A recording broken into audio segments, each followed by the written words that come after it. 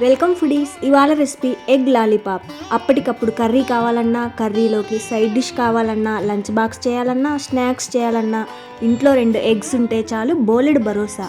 అందుకే ఎగ్ ఎప్పుడు ever green. Egg ఎలా తీసుకున్నా హెల్దీయే. ఈ చల్లని వాతావరణంలో వేడివేడిగా స్నాక్ తినాలని ఎవరికి ఉండదు. కానీ గంటల తరబడి వంటింట్లో గడపడం అందరికీ కుదరకపోవచ్చు.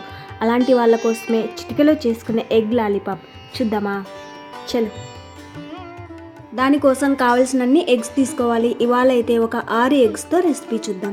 ముందుగా తీసుకున్న ఎగ్స్ని సాల్ట్ వేసి ఒక 15 నిమిషాలు మీడియం ఫ్లేమ్లో ఉడికించుకోవాల్సి ఉంటుంది.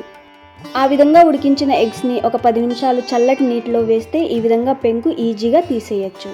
ఈ గుడ్డు పెంకుల్ని వేస్ట్గా డస్ట్బిన్లో వేయకుండా మన ఇంటి ముందు ఉన్న మొక్కలకు ఎరువుగా ఉపయోగించుకోవచ్చు. వీటితో పాటు కూరగాయల తొక్కలను, బియ్యం కడిగిన నీళ్లను కూడా వేస్ట్ చేయకుండా ఎరువుగా వేసుకోవచ్చు. ఎగ్స్ అన్నిటికీ పెంకు తీసాక ఈ విధంగా తురుముకోవాలి. మనం క్యారెట్, బీట్రూట్ ఇవి ఏ విధంగా తురుముకుంటామో ఆ విధంగా ఉడికించిన గుడ్లను తురుముకోవాలి.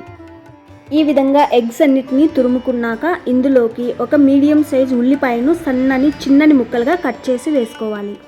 సన్నగా చిన్నగా కట్ చేసుకున్న పచ్చిమిర్చి ఒక 2, దాంతోపాటుగా అల్లం వెల్లుల్లి పేస్ట్ 1/2 టీ స్పూన్, కారం రుచికి తగ్గట్టు, ధనియా పొడి 1/2 టీ స్పూన్, పసుపు 1/2 టీ స్పూన్, సాల్ట్. ఆల్రెడీ ఎగ్లో లైట్గా సాల్ట్ ఉంటుంది కాబట్టి ఇక్కడ సాల్ట్ చూసుకొని వేసుకోవాలి. ఫైనల్గా సన్నగా కట్ చేసుకున్న కొత్తిమీర 2 స్పూన్స్ మైదా వేసుకోవాలి. ఆ తర్వాత ఈ గుడ్డు మిశ్రమాన్ని నీళ్లు పోయకుండా మెత్తని ముద్దలా కలుపుకోవాలి. ఇందులో వేసిన పదార్థాలన్నీ ఈ గుడ్డు మిశ్రమంలో కలిసేలా మెత్తని ముద్దలా కలుపుకోవాలి. ఫైనల్గా ఈ విధంగా కలుపుకున్నాక ఈ స్టేజ్లో ఉప్పు కారం ఏమైనా తక్కువ ఉంటే సరిచూసి వేసుకోవచ్చు. ఉప్పు కారం అంతా ఓకే అనుకున్నాక వీటిని కావలసిన సైజుల్లో చిన్న బాల్స్లా చేసుకోవాలి. మరీ పెద్ద సైజ్ బాల్స్ కాకుండా మీడియం ఈ సైజులో ఉంటే సరిపోతుంది. ఈ రెసిపీని ఈవినింగ్ స్నాక్గానే కాకుండా మార్నింగ్ బ్రేక్ఫాస్ట్గా కూడా ట్రై చేయొచ్చు. ఎందుకంటే ఆయిల్ ఏమాత్రము పీల్చదు, హెల్దీయే కాబట్టి. ఈ విధంగా ఈ గుడ్డు మిశ్రమాన్ని ఒకే సైజుల్లో బాల్స్లా చేసుకోవాలి.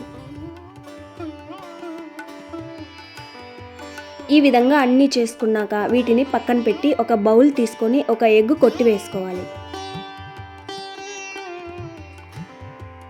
తర్వాత ఇందులో ఉన్న వైట్ ఎల్లోను బాగా మిక్స్ చేసుకోవాలి.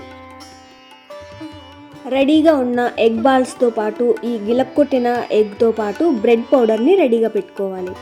బ్రెడ్ పౌడర్ అంటే అదే బ్రెడ్ క్రమ్స్ అంటారు కదా, మన ఇంట్లో మిగిలిపోయిన బ్రెడ్ని మిక్సీ పట్టుకుంటే ఇది తయారవుతుంది.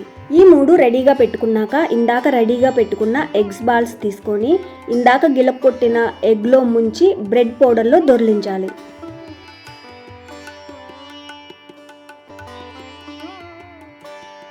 సేమ్ ఇదే విధంగానే ఎగ్ బాల్స్ అన్నిటినీ ఎగ్లో ముంచడం, పౌడర్లో దొల్లించడం అన్నిటినీ ఈ విధంగా రెడీ చేసి పెట్టుకోవాలి.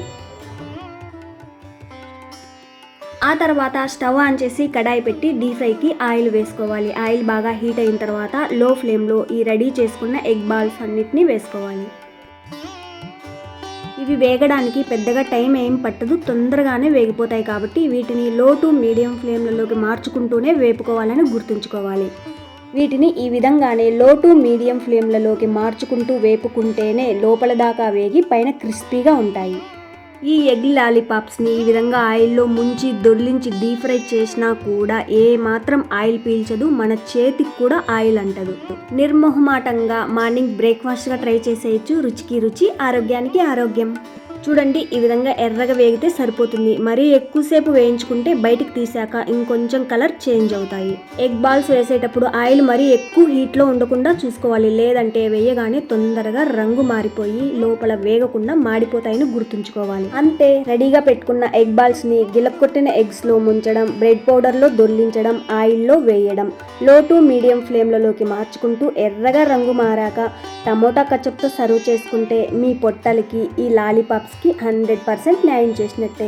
చాలా అంటే చాలా బాగుంటాయి ఈ లాలీపాప్స్. పిల్లలైతే చాలా బాగా ఇష్టపడతారు ఈ లాలీపాప్స్. Try once. సరే, మరెన్నో సింపుల్ అండ్ టేస్టీ రెసిపీస్తో మళ్ళీ కలుద్దాం. Thank you for watching.